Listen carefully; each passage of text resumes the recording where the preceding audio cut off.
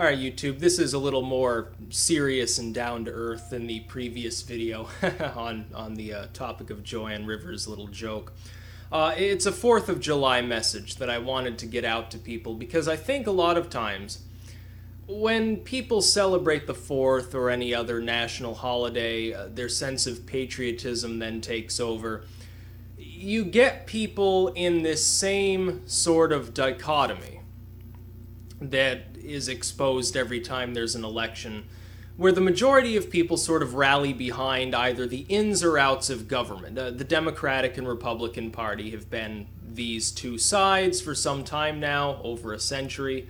And what you get is people seem to think that patriotism entails sort of party loyalty, the loyalty to their party's ideology, more or less, which couldn't be further from the truth. Patriotism, in a sense as it relates to the United States, because of the way in which our country was founded, upon the idea of limited government, the idea of a constitution that constrains, and separation of powers as well, that constrains the different parts of the government, what they're allowed to do, and so forth. Patriotism is simply support of nation. It has nothing to do with support of government. It has nothing to do with support of a party. It has nothing to do with support of even a specific ideology beyond the ideology of its founding, which would be the Constitution. Everything else relates in a more and more vague manner as you move away from this sort of constitutional core. At least within the United States. Of course, within some countries, the way they've been structured, patriotism would entail something different. In a jingoistic society, patriotism would be a sort of blind support of the military complex. This is not supposed to be, anyway, a jingoistic society. If you read the Federalist Papers, it was quite clear that this country was never supposed to undertake the sort of foreign adventurism that it does in this modern day and age, post-Cold War, essentially after the World Wars period. And you can argue that that's for better or for worse. There are some that would say, well, that's advanced us as a society, it's made us a superpower, and then there are others who say, yes, but in becoming a superpower, have we sacrificed a lot of that sort of freedom that we used to enjoy to a greater degree? Or at least it was expected to be enjoyed. Of course, in the sort of industrial era, you sort of lost some of those freedoms anyway, to the corporations and so forth. Patriotism has nothing to do with blind support of government. We all heard, after 9/11, when Bush was at the height of his popularity, if Fox News came out, I can remember it at the time, to call anyone who criticized Bush's warmongering as unpatriotic. And it wasn't true. It was a lie. It was just his attack dogs in the media going after people. They seized upon the fact that he was popular for a short period of time. And they continued it far too long, which has actually helped his demise in many ways because the media, the right-wing part of the media was seen as just blatantly dishonest after a while. Patriotism has nothing to do with supporting the president, with supporting Congress, with supporting the Supreme Court, with supporting your governor, or even supporting the military, I would argue. The idea of a standard-bearing sort of centralized military system would have been a foreign concept to the founders. And remember, this country was built upon the backs of people who had risen up against their own government and attacked them. The Declaration of Independence is looked at as, well, then we became a country.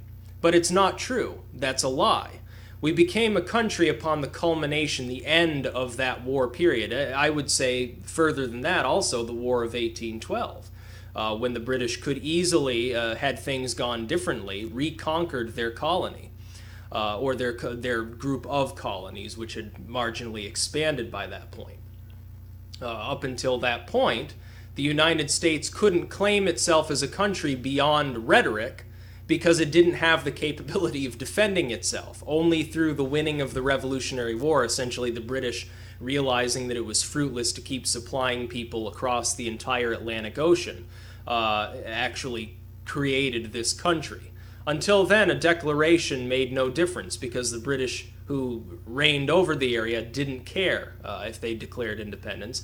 And the revolution wasn't even a popular uprising. Only about a third of the population at most supported or took part in the Revolutionary War.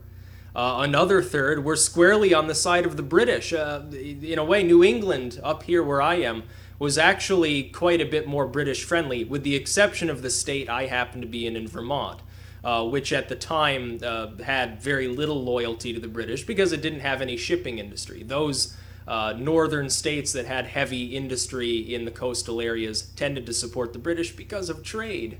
And they supported them again in the War of 1812 to some extent for the same reasons.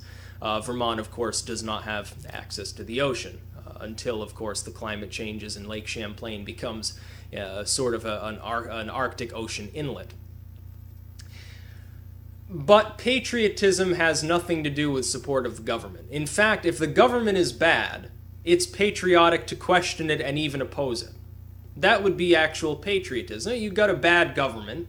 Patriotism is support of country. Well, if the country is going downhill because of bad decisions being made in D.C., in our case, or the decision-making process in any country, there's no greater patriotism than to put your foot down and start protesting, which is something that people seem to ignore. When Bush was the president, those that were opposing the war, on both a moral basis and a fiscal basis, were called unpatriotic. But they were the actual patriots. They knew what a lot of people didn't want to understand, which was that it was a bad idea to get involved in Iraq. They realized that there was faulty intelligence. They realized that there was dishonesty and corruption going on, and they realized that we were going to spend money through the nose trying to secure an area that now, in retrospect, if we look at current events, is still falling apart and is falling into the hands of people that are even worse than Saddam ever could have possibly been. I think that this will also happen in the future in Syria. I think our perturbation going on in Syria with drones and so forth and arming the FSA is going to come back and bite us in another decade. I expect to be in my 30s and see that Syria is falling apart. And the same is holding true under Obama. Obama and his administration and people in Congress, both on his side and not on his side, and the other party too, are making bad decisions. The NSA surveillance is a bad decision. I would claim unconstitutional as well, but at the very least a very bad decision. It takes our country in the wrong direction. The IRS scandal, all the other scandals, the fact that the economy is not growing like it's supposed to, it's still growing very slowly. Jobs report notwithstanding, which I fully expect to be revised downwards as every other jobs report has been for the last several years. Thus, because the government right now doesn't appear to know what it's doing, or is corrupt and doesn't care, there's no higher patriotism than to stand up against it and voice the fact that we don't agree with their decisions. Both parties, look at them. They're bipartisan when it comes to something like the NSA. Both sides at least give lip service to the fact that it's such a great idea, and you see the Democrats and you saw McCain come out and say, oh, well, yeah, of course it's keeping our country safe. It's keeping them terrorists from attacking us. And then you hear Nancy Pelosi come out and say, well, yes, it stopped a dozen terrorist attacks. Feinstein will come out and support it. All these people will. The Harry Reids and the Clappers and so forth in Congress and in these bureaus and agencies. And it's clearly bad for the country. Thus, standing up against that is a form of patriotism. When the government is wrong, then a true patriot says, well, the government's wrong. It's simply telling the truth. It is how it is. It isn't even a partisan issue. If something is not working, it doesn't matter who supports or opposes it, whether it's bipartisan or it's a partisan issue or it's something that's been foisted on the government from some agency or whatever, it's still not helping the country. That which helps the country as a whole is patriotic. That which helps part of the country is partisan. That which helps nobody, like the NSA, is just a terrible scumfuck idea that some idiot in some bureau or agency cooked up, foisted upon the government, largely speaking, and then codified into law under fear-mongering during the post-9/11 period. It's exactly what it is. So this 4th of July, I agree with Ron Paul on this. Ron Paul called on people to celebrate the 4th of July by opposing tyranny and so forth. Well, I'll join you, Ron, because even though you're not the president, You seem to be more level-headed than most of these people that are currently holding office, including, by the way, your son, who openly admits he's not a libertarian. I would agree with him there. He's marginally libertarian on some issues, but otherwise just a neocon, just like Mitt Romney, which he is not going to get my vote as a result of that, nor will any of the other idiots that they've got currently. None of them would get my vote. None of them are worth voting for. I'm not going to choose between two turds. It's a false dichotomy. It's ridiculous. It makes no sense. Again, as I said before, people shouldn't be forced to choose between the lesser of two evils. We should be able to choose between the greater of two or more goods. Several people thought that comment was profound or some shit like that. But it's true. Think about it. I mean, we shouldn't have to choose between two crappy candidates. Who have we got? We got dishonest asshole Obama and warmongering McCain. And of course, McCain had his airhead sidekick, which made him unelectable anyway, so it's a foregone conclusion who was going to win. And then we got Mitt the Twit Romney going up against same said dishonest Obama. So it was basically no choice at all. We haven't really had a choice in government since 2000. Well, actually before that, because Al Gore was no peachy individual either. So yeah, basically my entire life has been lived under bad government. I can understand thus why the country is sort of falling apart. And as a patriotic individual, this means I support my country completely. But I want to see the way in which it operates reform, because I feel that although the country is great, although its founding purpose is great, I do believe in American exceptionalism very much. I think anyone who doesn't believe the United States is exceptional doesn't understand their history. But in order to remain exceptional, in order to remain a great country, in order to remain the head of the world, the most powerful country, we need to reform the way in which our laws work. We also need to reform the way in which the public reacts to dishonest politicians, because right now they've gotten so jaded they no longer care. If Bush or Obama had been elected in the 50s or 60s, they would have been removed from office. Millions of people would have marched on DC. They probably would have torched the White House by now if they hadn't been removed by force by Congress. Nixon was impeached and ended up resigning before he could get kicked out so he could keep getting his pension. Nixon was impeached for far less than Bush or Obama have done. Both of them. I called for Bush's impeachment years ago. Around 2006, I was tired of his crap, and I wasn't too fond of him by about 2002. That's how quickly he wore thin. The same holds true for Obama, because they've got bad ideas. They're harming the country. And there are a lot of people in Congress who are complicit in this, on both sides, again. A lot of the old guard from the Bush era is still in office.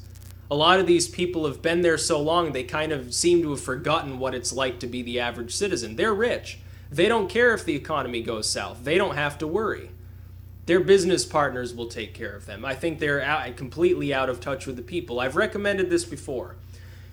The first step is we should try to vote out as many incumbents as possible. If that doesn't work, then we should vote third party and get a new party go. I would say the Libertarian Party. You can vote for the Greens if you want. It doesn't really make a difference because they're more likely to feel accountable if they haven't been in power before. If they haven't already sort of put their roots down, maybe they'll do a little bit better. Of course, when the Republican Party first formed, the Republican Party were the good guys. Now they're just the same old shit as the Democratic Party, only under a different name, although their views are, 9/10 of the time are basically identical. On all the wrong issues, too. They can't agree on issues where there is a one side that's clearly right and one side that's clearly wrong, but on issues where neither of them are right, they agree fully. So yes, this 4th of July message, essentially what I want to say is, if you want to be a patriot, the way to do it isn't simply saying, oh, well, he's got an R after his name or he's got a D after his name, so I'm not going to criticize anything they do because I'm a party loyalist. That's almost the epitome of the opposite of patriotism, especially within an American context. When people within the United States, they say we're the greatest country in the world. I'll agree with you. But that doesn't mean that I become ethnocentric and egotistical and say, well, we're the greatest country regardless of what we do. No one should question our leaders or our decision-making process. We should fully support it all, and we'll steamroll you for your oil and so forth. That's not patriotism. That's being ethnocentric. Being patriotic is, I think that this is the greatest country on earth, and I want to see it stay that way. And so here, I try to hold my representative accountable.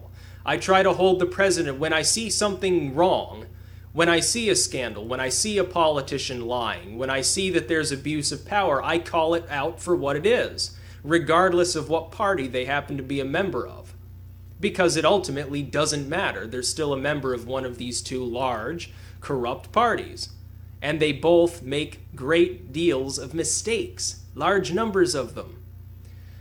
So patriotism has nothing to do with, oh, well, the government's great because, there's a Democrat in charge. Thank goodness the Republicans aren't. Or, well, the Republicans in the House are great and these terrible Democrats, we've all got to vote them out. What difference is it going to make who you vote in or out? There's still going to be members of these parties that are financed by the same banks. Goldman Sachs funded Romney and Obama. Who do you think controls these people? He who controls the purse strings controls the leaders, and the purse strings are largely held by large corporations, unions, bureaus, lobbies, and banks. Well, they fund both sides. That way, no matter who wins, they still do win, because they've got their ear. So this 4th of July, please try to remember, all this hyper-American barbecue and flag-waving nonsense, that's ethnocentrism. Right now, we don't have much of a reason to celebrate. And I think the majority of Americans understand. Look at Congress's approval rating. Look at Obama's approval rating. We realize the government is corrupt right now. Thus, we need to start discussing ways of alleviating that so that the economy can pick up. It doesn't matter if you're on the right or on the left when it comes to economics. Surely you can agree on this one thing.